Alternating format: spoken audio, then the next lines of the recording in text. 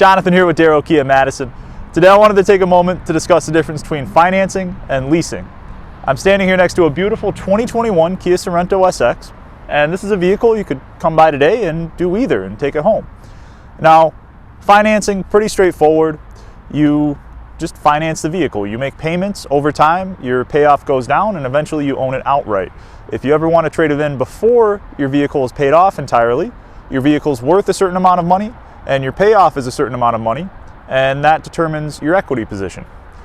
Leasing is a little different. You effectively rent the car for between 2 and 4 years, and at the end of it, you just give the keys back, and you can do what you want. You can actually buy your own car for an amount of money determined at the onset of your lease, or you can just give it back and get a different car.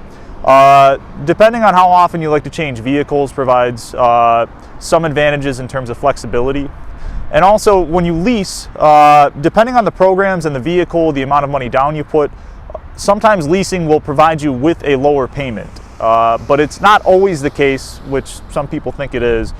So there's a lot of pros and cons to doing either. And if you're interested in getting a new vehicle and you're not sure which makes the most sense, just call or stop by today.